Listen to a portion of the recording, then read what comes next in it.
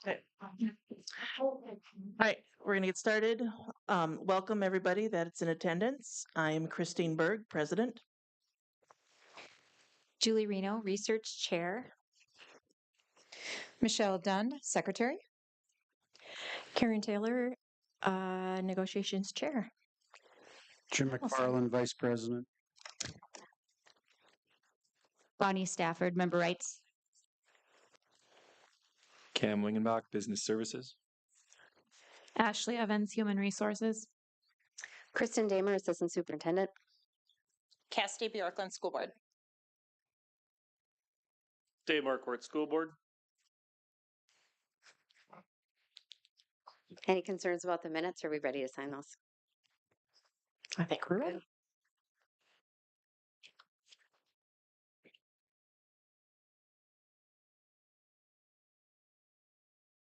Well, we're going to write our names and dates because I didn't put it on the bottom. It's very strange.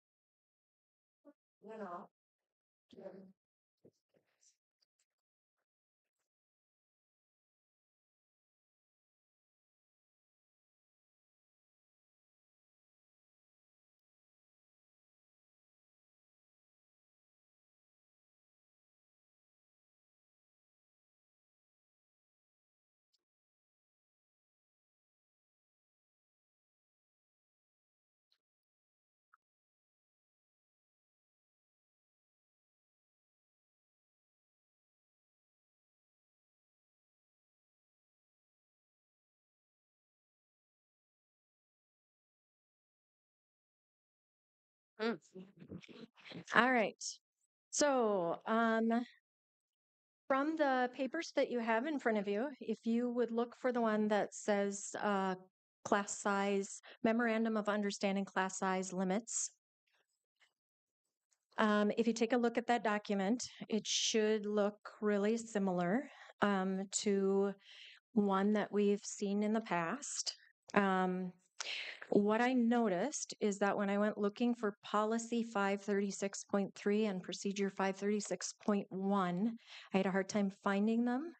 And it's now administrative procedure 607.4. Does that look right to you? Yeah, I would say over the last year or two, Deb has been updating those to match numbers at MSBA, which have changed significantly. So we may see Okay. see some of that throughout. So we'll just have to catch them Okay. as we go. Thank you for catching those. Okay, yep.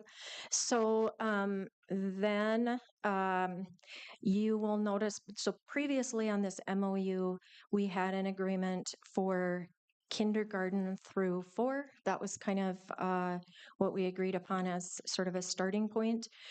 So what you'll notice is that in the table, there's the addition of grades 5 and 6. And then if you go down to the section determination of class size, we added some language because the setting at Horizon West is a little different. They're organized in teams and triads. And so the language about size, like class size, refers to the average number of students in each pod or house at each grade level within the building. So rather than the total class population. And I know that administrators make an effort to balance the pods overall. So that language sort of made sense.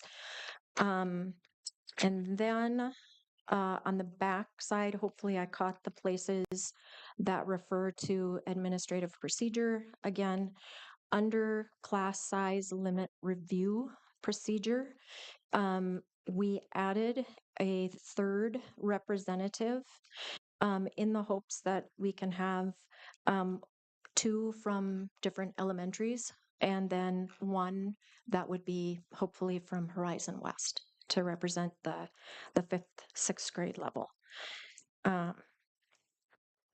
So that's kind of what that one is. Next, if you would look for the one that says proposal, additional license, difficult to fill positions, longevity bonus. I presented this as a memorandum of understanding. There is there's somewhat similar language in the contract that connects with those at the secondary level who teach the AP and concurrent credit coursework. But essentially, some of these difficult to fill positions, because of the salary benefits, et cetera, that come from working in the private sector. Specifically, last year, the district was not able to hire a speech language pathologist, contracted for someone, and that ended up having a price tag of $150,000. And so, unless the dollar amount has gone up, Julie was going to double check this for me, but the last I had heard, the costing for a teacher's salary benefits, if they're in the lower right, which is the most costly, was between 135 and 136,000, and that's an in-house employee. 150,000 for someone who's coming in from the outside. Even if someone is getting that $4,000 bonus, it still is less than the $150,000 price tag. And then it's someone who is with us, has been with us for a while, and hopefully means that we keep quality people here. So you can see that there's the 1 to 4 years and 5 to 9 years, the 10 to 14, and then anybody who's 15 plus. The only question I have is I think it would be our benefit if we did something, we have to list out the positions. Okay. Because every time we don't list out the positions, then someone goes, I think I fit into that position. Okay. Right? Math is really hard this year. So I Yep. think, right. And I don't mean that I don't mean to make light of that, but it happens. It happened this year with one Sure. of our extended contracts. So, and I get it when it's not explicit. So, Yeah. And we did even, like that was something we talked about in our meeting here. Like, who does that involve? And, I started going through the list, and then Christy checked my accuracy, was there to kind of check my accuracy. But I don't think we have opposition to that. It's just the idea that and it is also based on agreement between the union and the district would identify as those positions that are hard to fill. It's also connected to MA billing, because a lot of these are the people who hold, they have to have a professional license in addition to an educator's license in order to work. So, but it's a proposal, and again, it's proposed as an MOU, but certainly we could match it in location with that other language that's somewhat similar. So that's that one. Then if you would find the document that says discussion and request to collaborate on third-party billing. So it says at the top of this one proposal, but then you'll notice that you get to the table in the middle of it's absolutely empty. that you gave us a worksheet. Well, what I need to say is that we had a conversation the time before, and then you brought some data. But when I started looking at the data, it's all big group. It's the whole group. It's not any, I don't know what the individual average is for speech language pathologists as opposed to nurses, as opposed to OTs, PTs, etc.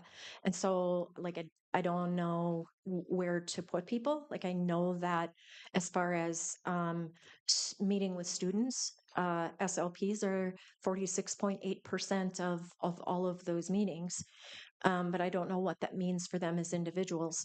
I did reach out to Steph, and just because she's been around for a long time, and she said, I can't estimate that. I can't even ballpark estimate that for people other than myself, like what I did on a regular basis, because she said my role is so much different from Jill Todd's role, which is so much different from um, like the EIS role, where like they're just constantly doing assessments.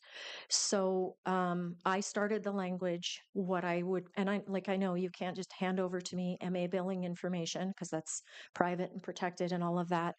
But just to sit down and look at what individual people do and see if we can find like in the large group, it looks like there are fairly obvious breaks in like how much people are doing.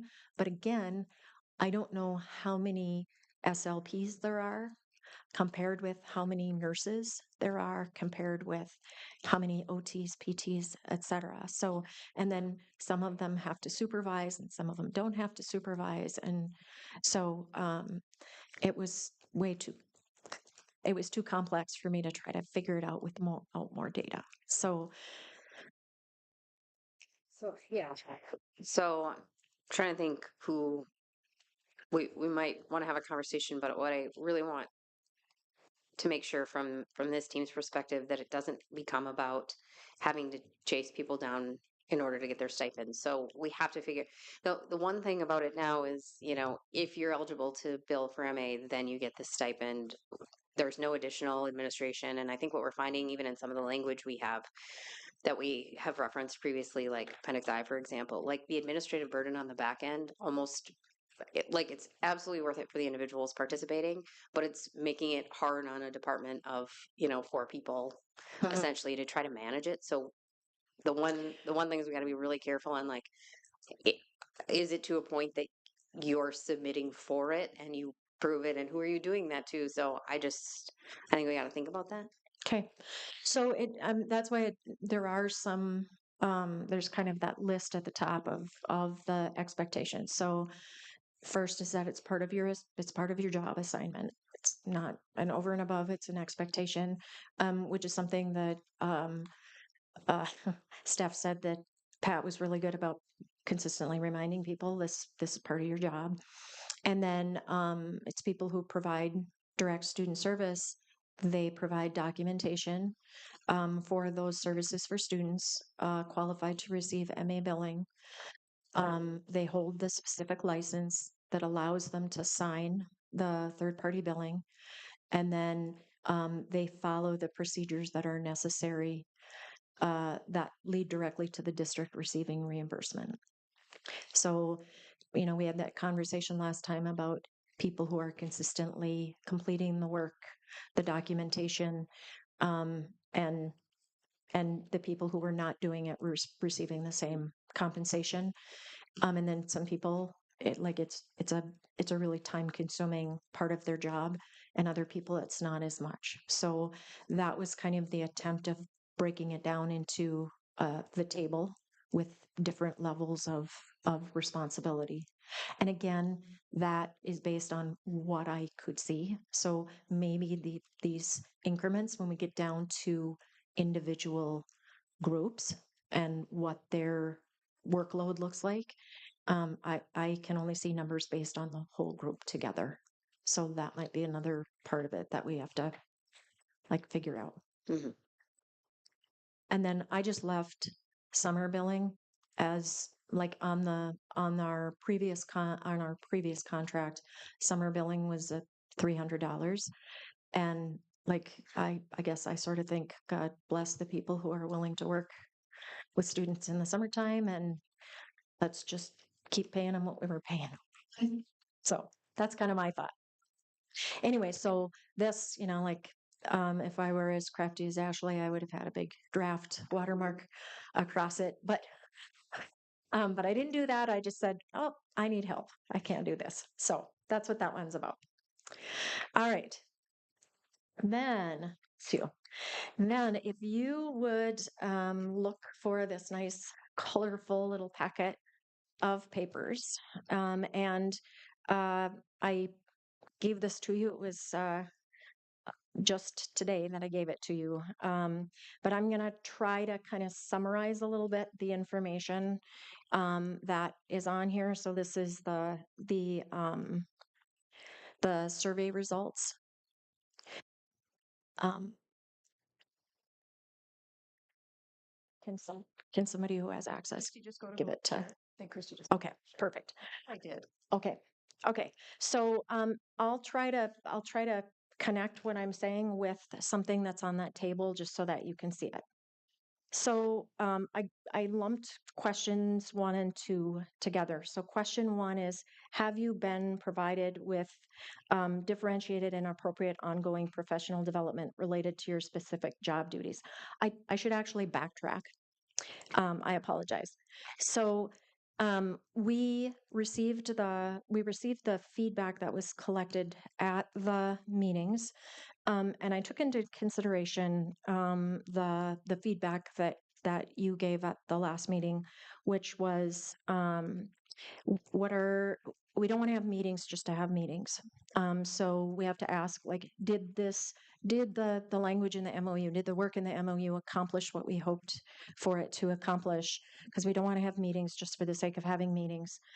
And then Christine and I started digging through the information, and what you think you're going to get and what actually happens are often two very different things. So Steph and I put the team put a lot of thought into what do we want people to talk about at those meetings, but then there were some things that were missing that were concerns that people have addressed with us at member rights or at executive board meetings, or et cetera. So we kind of asked, like, what's the information that we still need? And then we put together a Google form. And what you see on the visuals in the middle column is the result of people not thinking about what happens when you allow people to individualize their answers to questions. So if you look at question number 1, the 38, have you been provided with differentiated and appropriate ongoing professional development? The blue is yes, the red is no. And then over in the right column, there's all the individual responses, which are represented with that whole rainbow of colors that's up above. And there's a variety of information there. A lot of times what I find for myself is the individual comments lead me to a better understanding of what people working in the role are actually experiencing in the different places. So I included those just as they were, just copied and pasted them so that you can take a look at those. The second one is, what percentage of district provided PD has supported your development in providing specialized instruction, which is the focus of special education. More than 80% of the professional development I receive is directly related to specialized instruction is blue, and you can see that there's none of it that's there. Now, I would say that special education is probably not alone in this. There are probably people across the board who say, not every professional development session that I go to applies directly to me. Like that's not something that's going to be specific to special education. It's just really tough to meet everybody's needs when you need to make sure that people have information to go with initiatives and programs and new curriculum and those kinds of things. But I think what is important is that 42% of this group says that less than 25% of the professional development that they're receiving is directly related to specialized instruction as the focus of special education. I have But one of the other suggestions that you made is try to have some specific questions, and I do have those on the document that I'll share with you. So number 3 is the question is Education Moorhead understands the LSS teachers must complete both due process duties along with instructional planning during their 60 minutes of prep time. What district guidance have you received when prioritizing what can get done? 36% of those who responded said they've been directed to prioritize due process paperwork. And if you look at the narratives, there's an understanding of that. Like they understand it's the law. We get in trouble if we don't reach compliance, etc.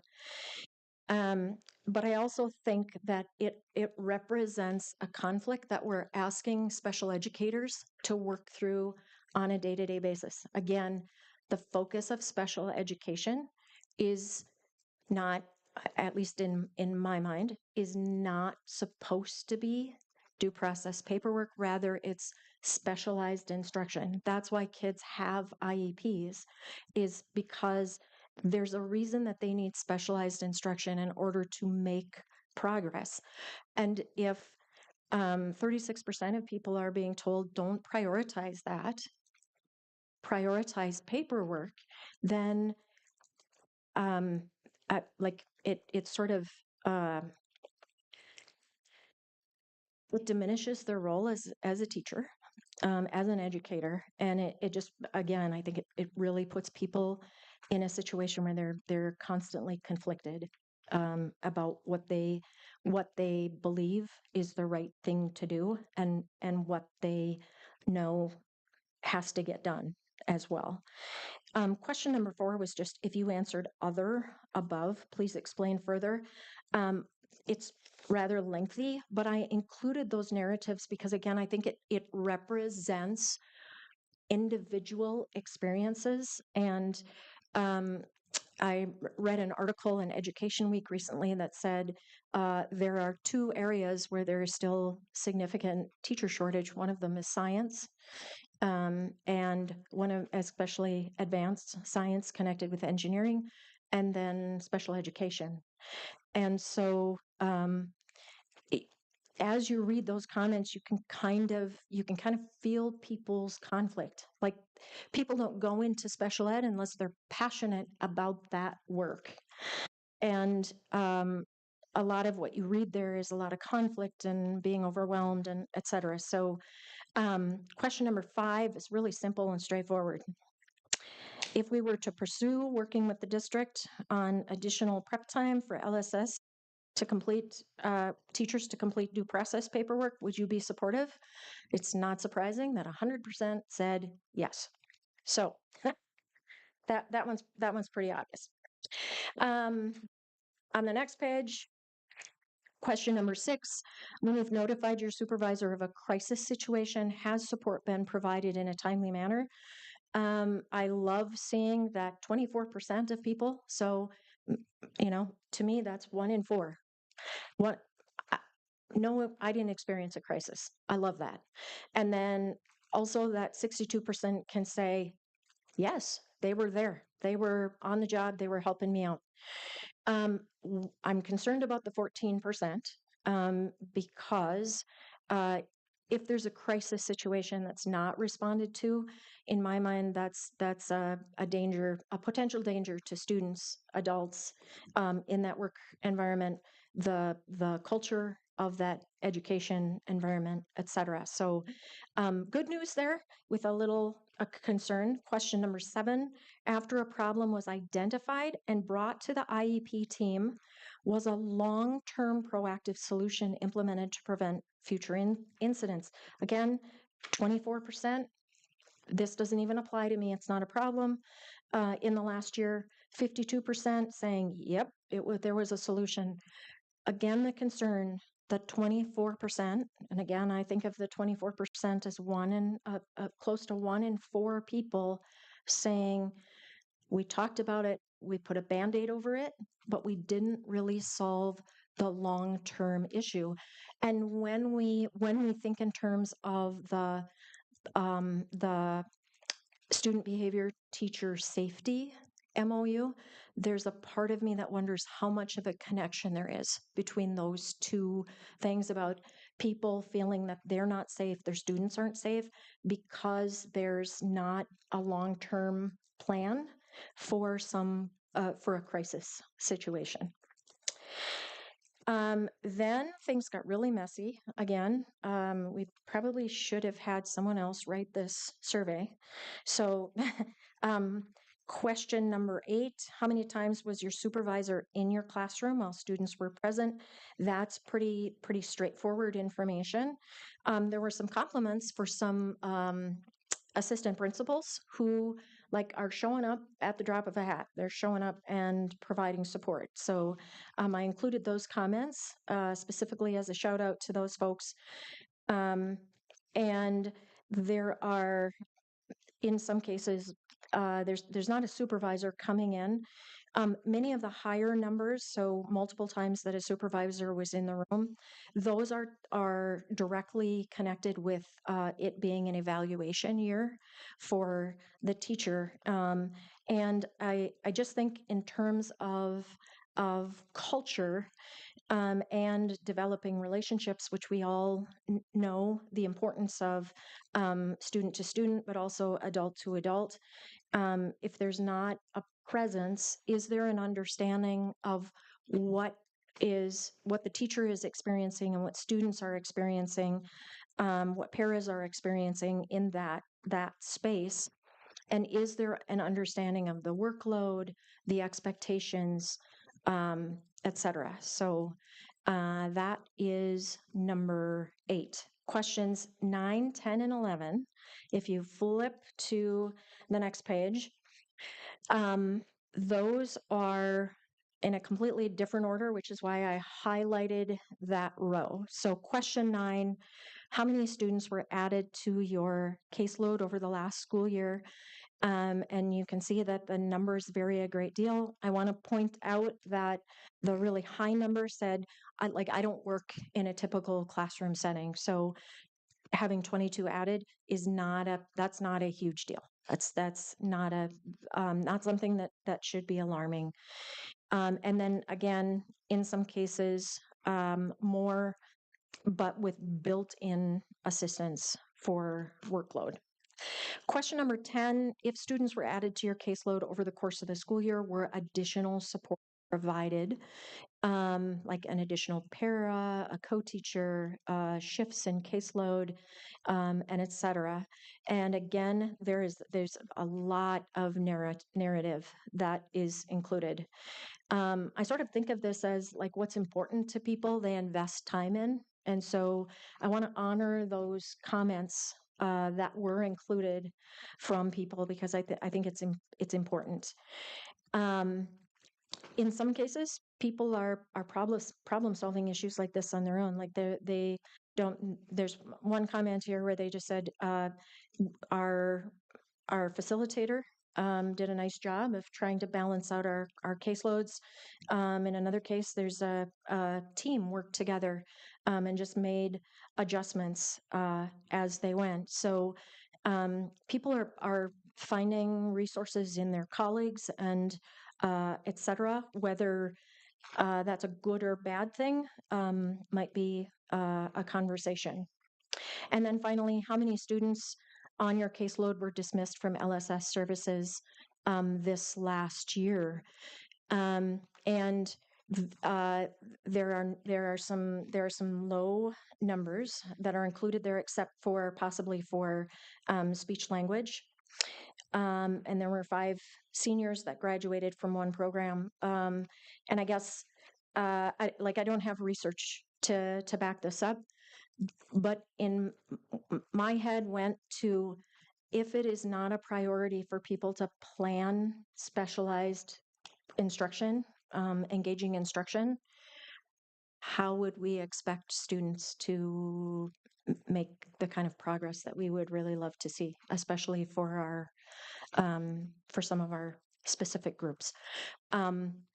For what it's worth, I'll share, as I said, all of that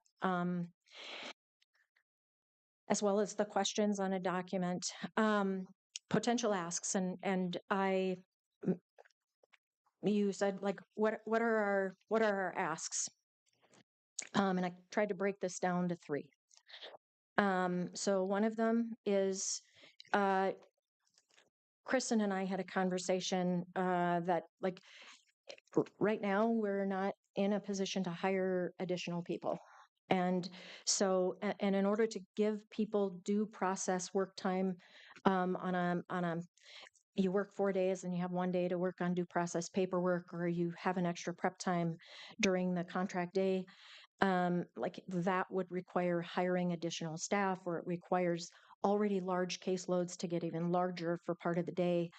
Not really a good possibility. So our proposal, and this, I should say, this will not be popular with all of the people that it affects, because they have strong feelings about this. But our proposal, or our potential ask, would be that all conference times, daytime, nighttime, become due process work time or trade time. If people have all of their paperwork up to date, there's no expectation that they attend conferences. That's the trade time for, if you read through the narrative, you see there are tons of people who are working nights and weekends, and they're using all of their prep time, so they're doing instructional planning at home as well. And then that goes on to say, if building leadership or program leadership wants them present during conference times, they'll need to request that they attend, not require, but request that they attend, and then compensate them at their contractual rate of pay for that time.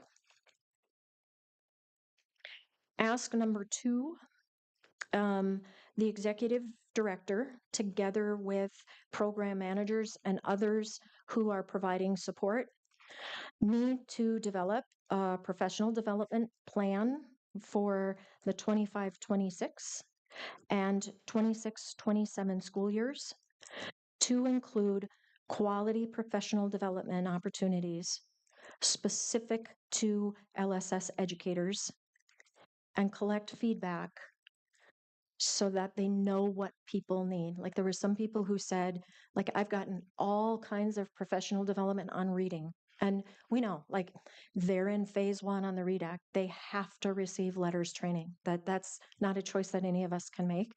But what I really need is some professional development on behavior management.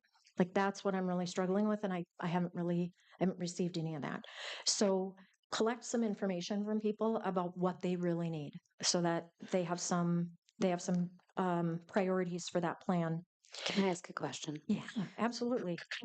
Is there value? Is there value in making that committee work? I think part of the issue becomes like, I may think I know what you need. I don't always know what you need, and I need some feedback on that. And so I think, there's some aspect of, having the time and being able to plan it, and that we know elementary, middle, high school, all different, all the disciplines are different. And so along with some of the facilitators and staff, maybe that's something that needs to be looked at a little differently. Well- I might suggest, because And maybe that would make sense if you go down to item number 3. It requests some established timelines, expectations and check-ins or accountability, and the formation of a standing work group.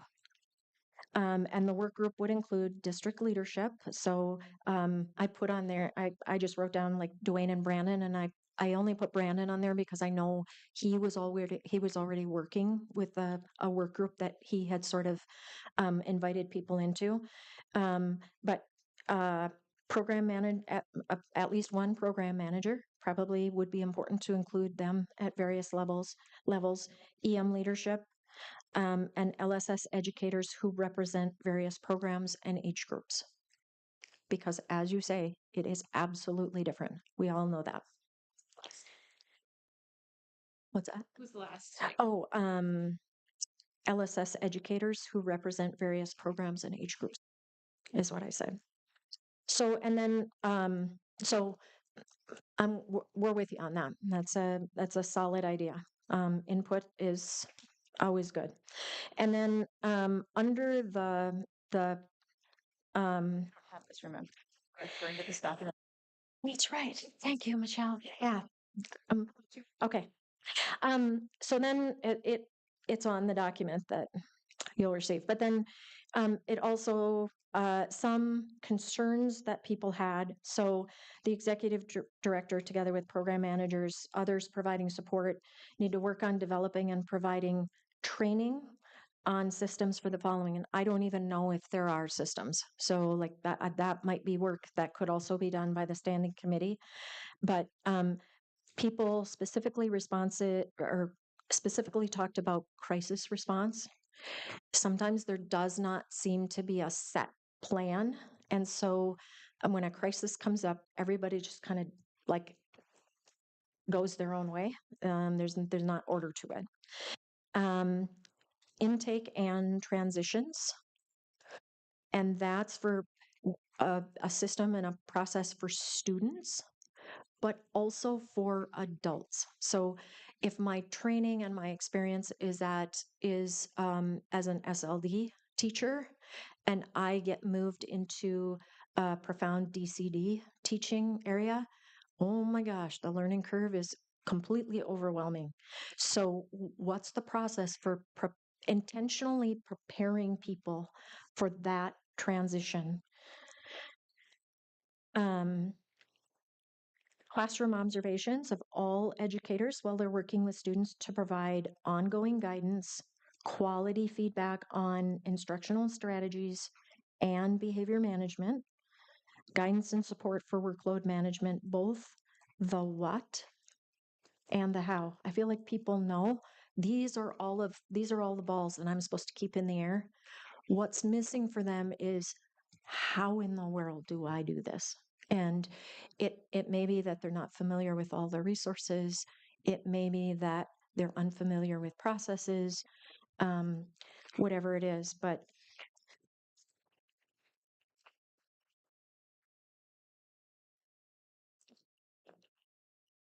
so, and again, like I don't have a proposal because this is a ton, and I think it probably makes sense to have a conversation with folks who are living in that world. But this is feedback. We did have a response. We had 50 people respond on the survey. She definitely knew what I was going to ask.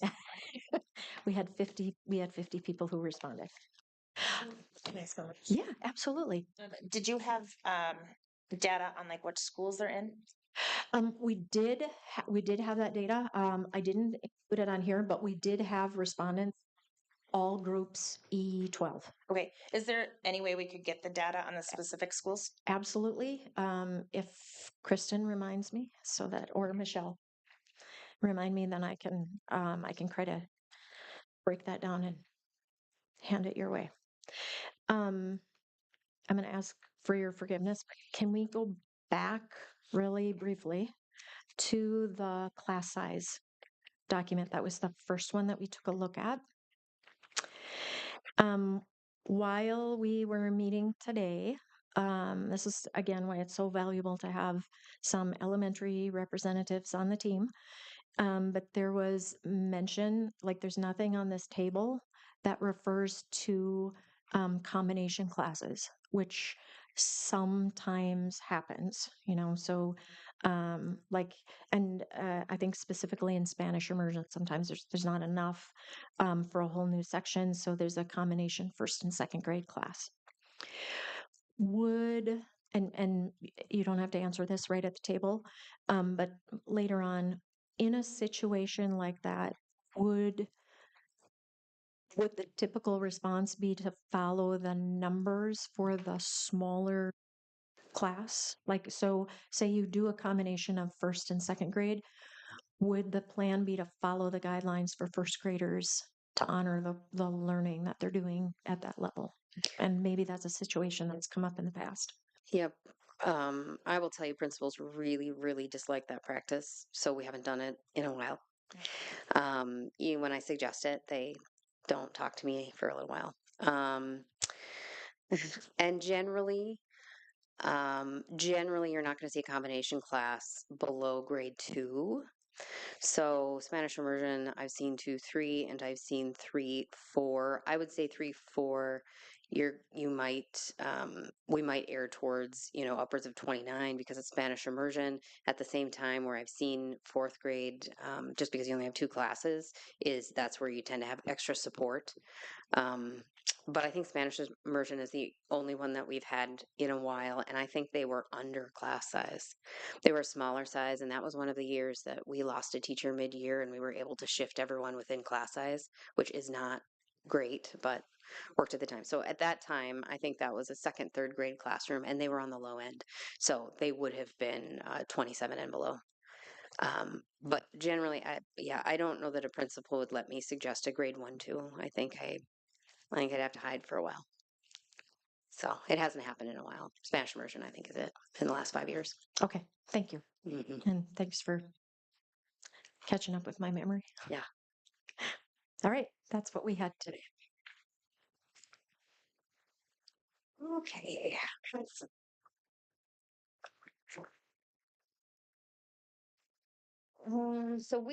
our team just has some 2 answers on a couple of things we've discussed already. One being Article 36, deferred compensation. So this, we'd like to hold on the one we provided. I know there were some differences in some of that language, but that would be Article 36 remaining as the deferred compensation plan.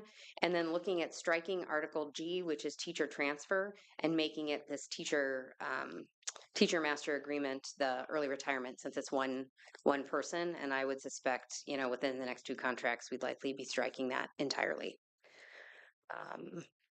And I think we talked about last time about student loan, and we are 100% on board. We don't necessarily want to put it in contract. I've reached out again to our third party administrator to see, how we get it rolling.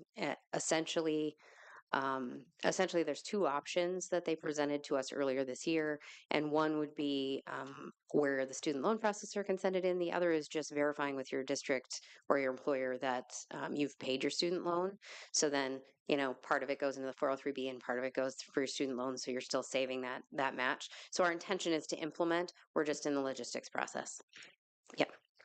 I think that was the only difference here. Right. Kristen, can I ask you a question? Yes, ma'am. On the 3rd page of this document, Mhm. which is under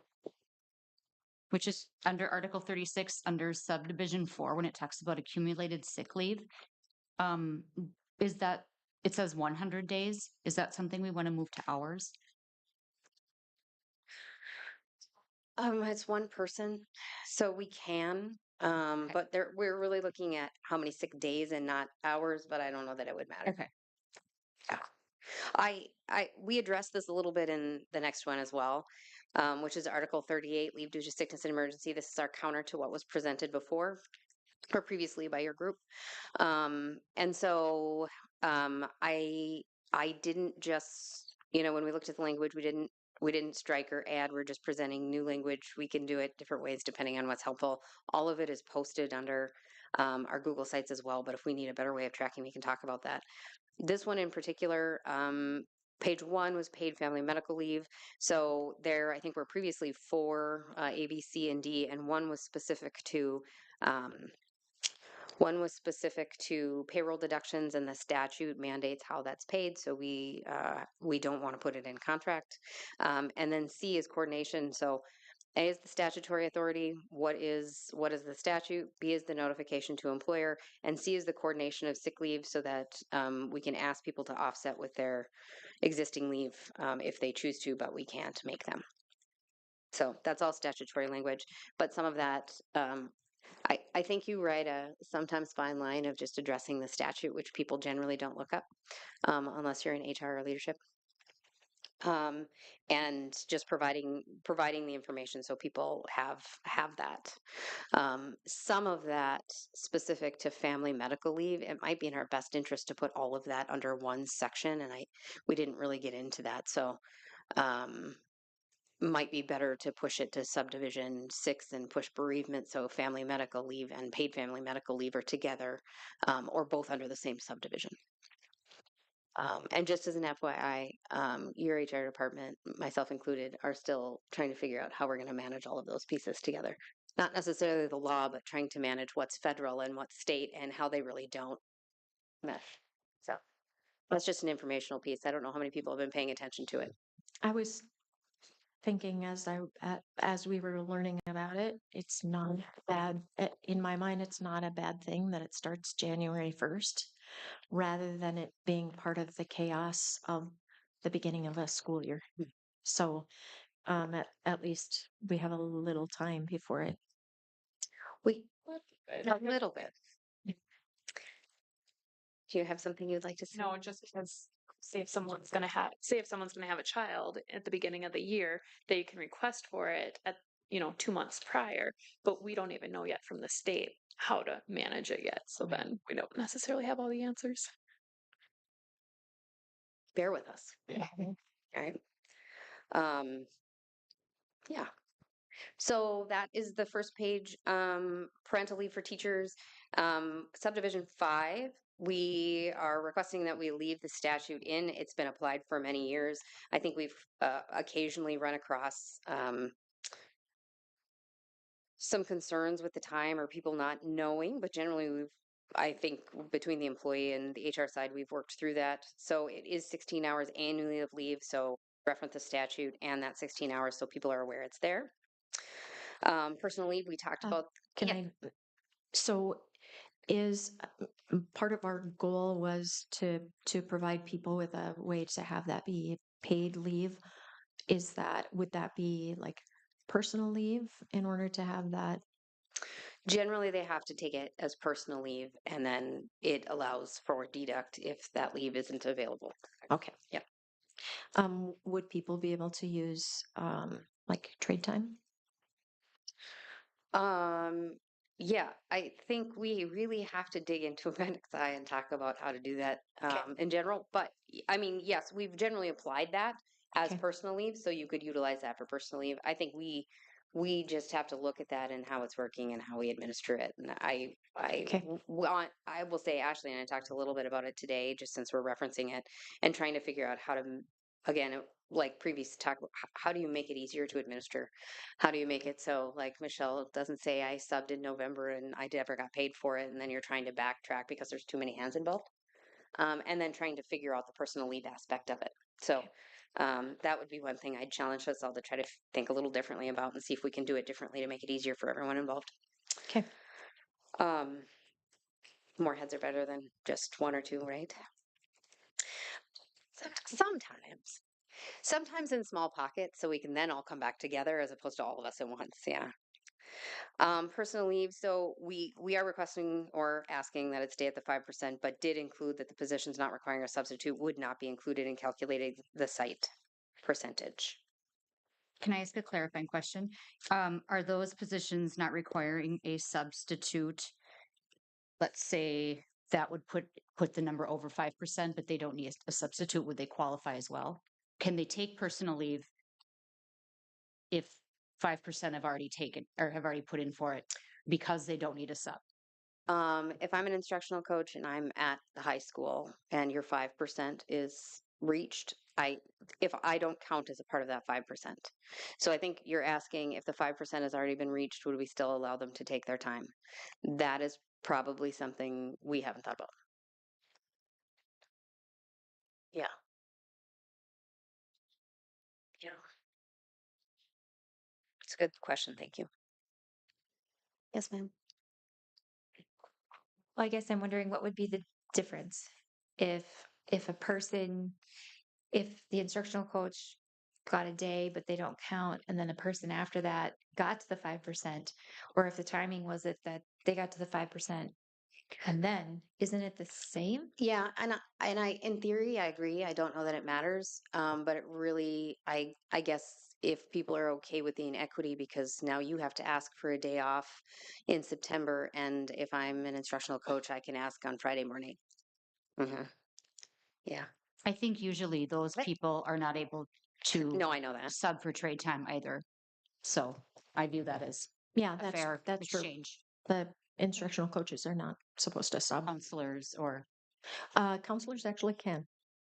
if they establish a prep time. That's part of Appendix I, which maybe that's the part that Kristen is saying we have to It's more the change. it's more the tracking part Yeah. that's tough, I think. Yep.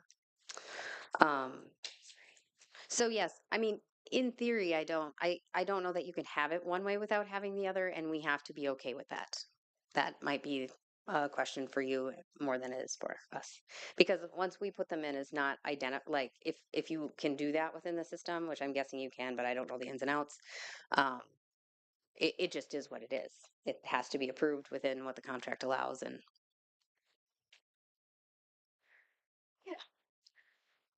so we are also going to request that we change leave throughout the contract to account for the MOU 1 hour leave so that we don't bring back the MOU and we just change permanently to 1 hour leave. And that in reference, we take references out to full and a half day. Specifically from the HR side for Red Rover, that causes some of our confusion. And I think as we got to the end of the year this year, we kind of had some people go, oh, hey, wait a minute. You know, yes, I may have worked 3 hours and 29 minutes and rolled down the 3 hours, but I also worked 3 hours and 32 minutes and rolled up to 4 hours. And granted, it's gonna equal out. But I think that particular aspect of Red Rover causes some confusion. Maybe not full day, right? If you know you're taking a full day, you're taking a full day, but the half day. And we've also talked a little bit since we talked about conferences. You know, what does that look like? And if we're going to continue to do an hour, maybe that has to look like 3 hours and 30 minutes, so people aren't losing 4 hours. Those are just nuances of the system. But if people are okay with doing it on the 1 hour increments, we also talked a little bit about, you know, do you go less than 1 hour? I think the issue becomes for substitutes. You know, if I can put in 20 minutes and I mean, you could say, you know, you can't request a sub for anything less than an hour, but that requires then managing 600 people to do that, which isn't always the easiest thing to do. So that would be our start, is just to take that out. That would also be a challenge at Horizon, where, say, for instance, someone is asked to sub for a teacher so that they can go to an IEP meeting. It's a 43-minute class period. So That wouldn't work. Yeah.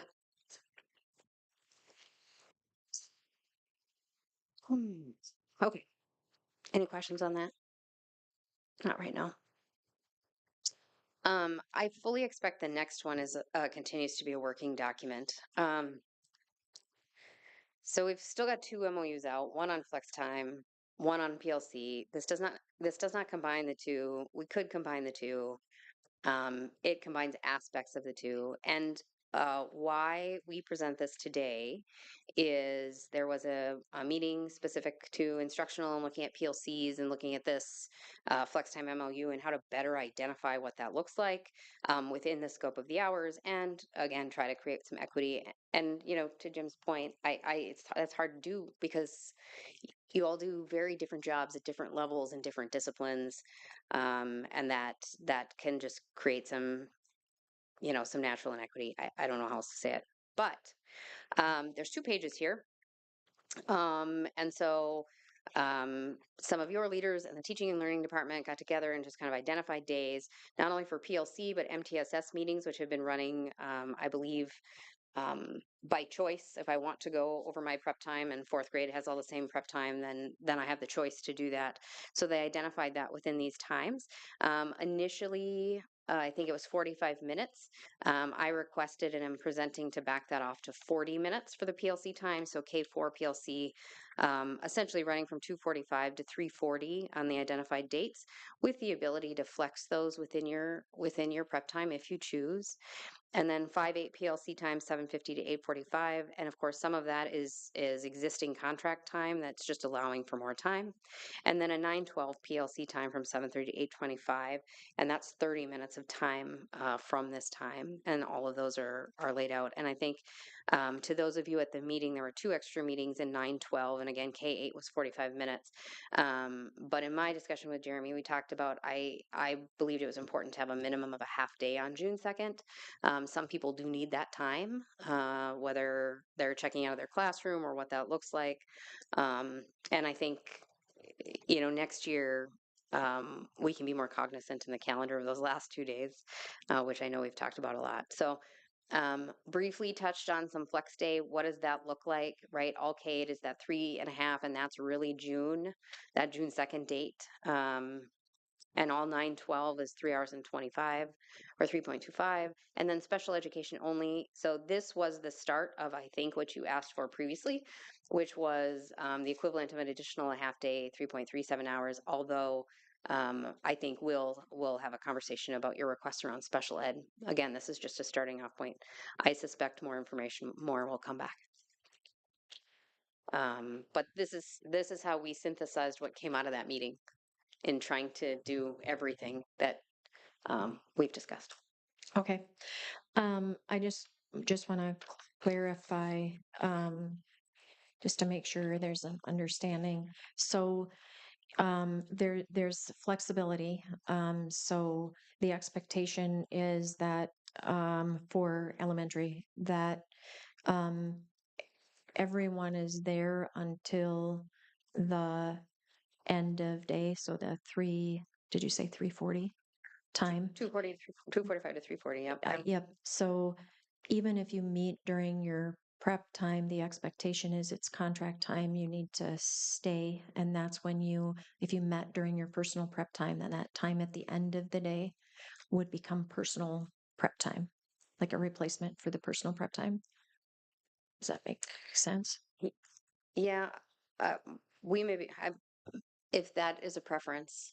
I know I talked about it with Jeremy with both, and I know there's some concern about, and I don't know, I didn't see, we didn't see the elementary data in particular, but it was my understanding that I think there was more that liked to meet on their prep time than not, but there was some, some So conflict with.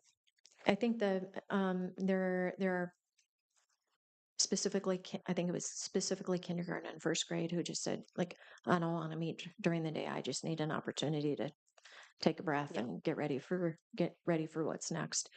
But the other concern is that we don't want to. If people are working, we want to maintain the integrity of personal prep time. And so it needs to be at some point during that day. So if you're doing your PLC meeting during your personal prep time, then your personal prep time moves to the end of the day. So the expectation is for everyone that you stay for what the calendar day or what the contract day looks like on that day in order to meet the requirements for the flex time. But there's a flexibility to decide if it works better for your team to meet during your prep time and then your personal prep time is at the end of the day or vice versa. Can you specify under number 3A, it says these days will be scheduled. Are you referring to the early outs?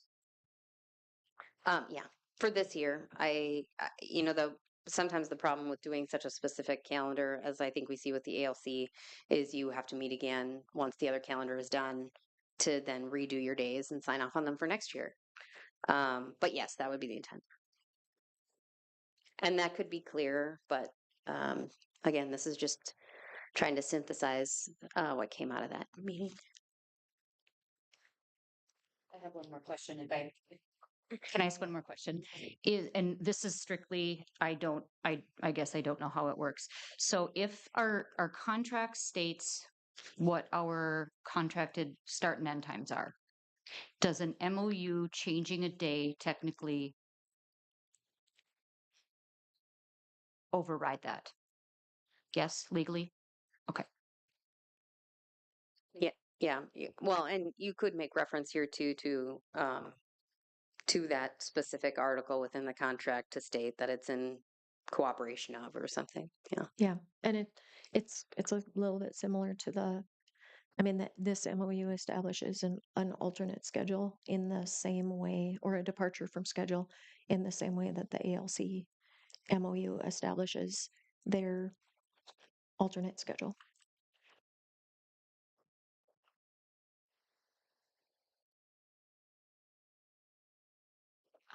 Okay, so I'm just looking okay, so it says 17.25 hours.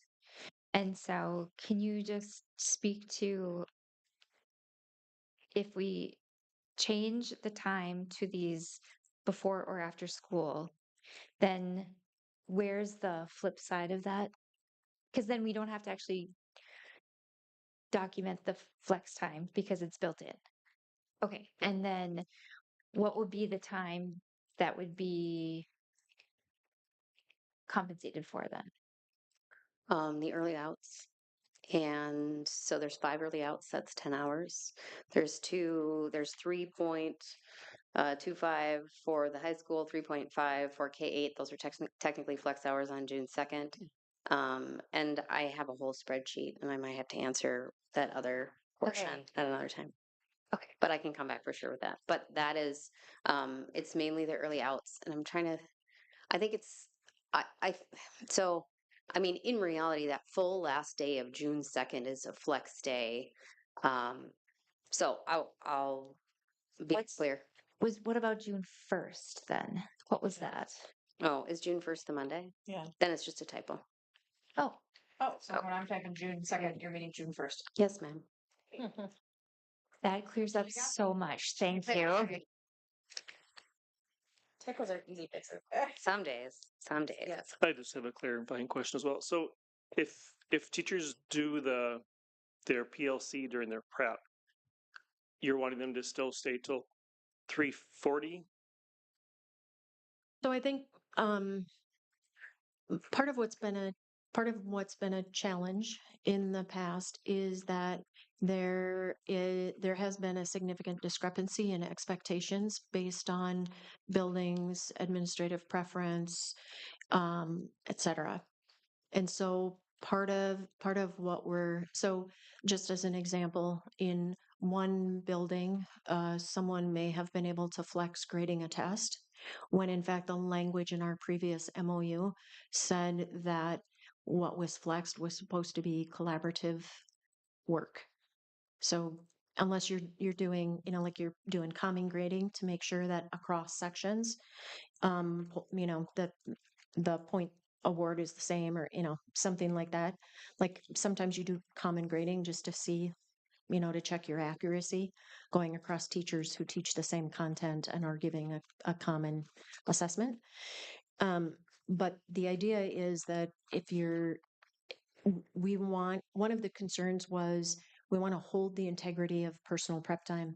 So if people are if they're accessing flex time in the middle of the day during their personal prep time because their group agrees to do that, then they should also stay and complete their personal prep time at the end of the day. What we also want to do is make sure that people are not just leaving when they're supposed to be meeting with their PLC. If there's a common start time and a common end time to the contract day, whether it's the regular contract day or the MOU day, then administrators can hold that expectation for everyone. Like you're in the building from this time to this time. When it's the PLC days, that changes by a half an hour, but the expectation is that you're still in the building. Does that make sense? Kind of answer your question.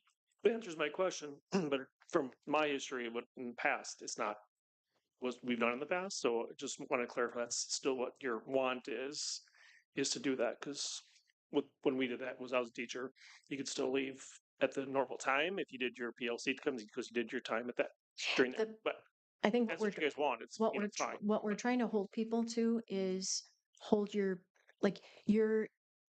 you're using your personal prep time as flex time. That time at the end of the day is still contract time, which means your responsibility is It's be extended. This should be extended because the elementary, for example, goes past their 3:10 or 3:50. right. But this MOU establishes that on PLC days, Mhm. nobody has to document flex time anymore. Everybody's doing their flex time on the same days. There's no need for documentation because the expectation is you're here. If you're not here, you're putting in for leave. Yeah. On that day, like there's an established start time and end time. It's a little bit different, and that's what the MOU is for, is saying in order to not have responsibilities and scheduled time on the early outs, you are you're in the building during your contract time on those extended days, because the exchange is you're getting that time off on the 5 early out days, and you're getting that time back on the June 1st day. And Yeah, I mean, it's fine if you're interested, if that's what you guys want, that's fine. But it's just not what my experience has been in the past Yeah. with doing it myself. So. Yeah, I think if I hear what you're saying is, except a teacher on those MOU days were to leave at their normal time, they're working a half hour less than others, but they still might then want to leave early on the early outs, but they haven't put in the time to get that off. And that's where some inequality could come in. So really, you need to work that extra time to get the early outs. If you don't stay on those MOU days, you don't get to leave early on early outs. Okay. I was thinking if they work during their prep, then that's their time that they have put in to get their time off. But they have to do it Yeah. somewhere else. But that's, that's a teacher who did it. So what I would Let's clarify that that's what. I would say from the HR side, from like that lens, and the fact that the professional of the teacher crew, we want to make sure we don't want to track a half an hour in Red Rover. We don't want to turn it into a more complex version of what's happened with conferences, which is always confusing, and having to do a half day if you've taken a full day. So we're going to want to be aware of that, and maybe allow some principles or some conversation about where you can be flexible if I have to get out of the building today and I've done my time, and to make sure I've done my time. So I want to be aware of that too, but like setting the expectation that it's expected that people are around because you might be needed or have to follow up or something. But we don't want to track down to the minute on those days, because that will cause more problems than not. There was also a general response, especially at the elementary, or I should say at the K-6 level. There was the concern about the number of meetings that are being scheduled. And it's really difficult to schedule those if there's not an expectation that people are present. So like from Courtney and Joanna and Christy's perspective, when they're trying to schedule a meeting to have a conversation with people about their data. And they're leaving before 3:00. Yeah. Well, that's problematic. We should talk about that. Julie, the days are it's 10 hours of early outs, and technically it's all of June 1st, but because some of the time on June 1st is being applied to the PLCs, all that's left is the 3 1/4 and a 3 1/2. Does that make sense? So that's 7.25 and the 10 hours. That's where the 17 1/2 are coming from. But we're only tracking the 3 some hours on June 1st. Yeah. Stop writing June 2nd. Sorry. I'll fix that in our documents.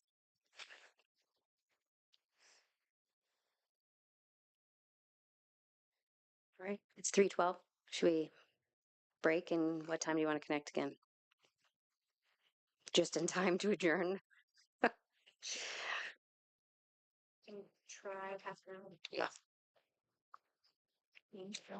Let's just plan on being back 3:45 on the dot. Being back. Yeah. All right.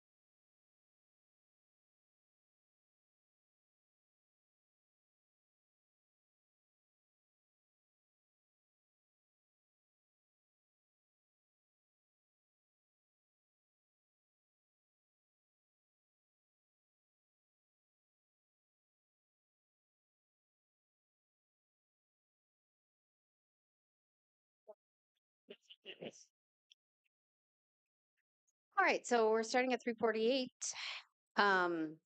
So there are a couple things I think for us are a little bit wait and see, just some comments. The proposed class size limits, the adjustment and going into an MOU for 25-27. Team's not necessarily opposed, but we'll wait to talk about that a little bit further until we can touch base with some others as well.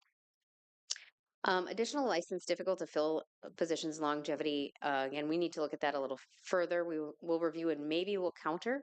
I think from a human resources perspective, we question that will help retention. We do see potentially some value in recruitment.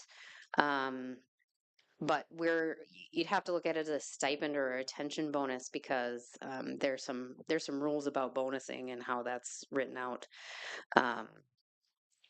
But that was just some of the comments we had in our time.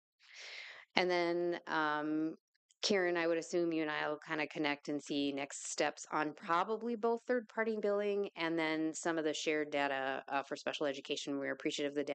Helpful to take a look and then to have a conversation about that. We talked a little bit more about committee work in our time and what that would look like.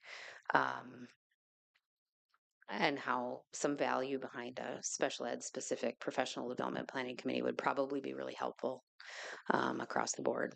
And I know there were other pieces to that as well, but some of it kind of interweaves with some of the other things we were talking about. Another potential benefit to it that I think, so with the tier 2 licensing specific to special ed now, like if people are being asked to do, if they have a tier 2 license and if they are being asked to do any due process paperwork, they're supposed to, the way that the statute and the rule, they're supposed to be provided with quality professional development to support that work. And I mean, I think in some buildings and in some places that quality support and training was provided, and in some places, there just wasn't anybody identified to do it, and so I think Bonnie fielded questions from someone who said, like, I'm being expected to do 5, and I to do 5 assessments and or to do 5 IEPs, and I haven't had any training on how to do any of it. I'm completely overwhelmed. I don't know what to do. And didn't also at the same time didn't realize that with the type of license that she had, there shouldn't be an expectation for her to do that unless she was receiving support. So, it took a little bit to straighten it out. But I do think, I mean, maybe that could be part of it, is that people who are on a tier 2 license, like, that is a way that we have been able to fill some special ed positions, like supporting those people through doing the work that they need to do and in order to finish licensing. That could also be part of that, rather than people saying, I tried this for a year and it's overwhelming and I'm done. And there has been a year of, investment on the part of the district and the program manager and, et cetera. So, yeah, the committee makes a lot of sense rather than. I think that's our response for the day. Okay. Our response is we were in here talking through the flex time proposal until we had, I think it was like 12 minutes by the time we got back to the room. And then we just did more hashing about the flex time MOU. So we also don't have any responses other than you and I can figure out a time to see if we can hash some things out so that we can bring them forward when we meet. But our next meeting is coming up really fast too, so we don't have a lot of in between time.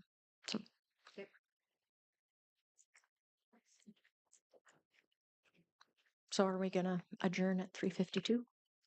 Okay. Thank you.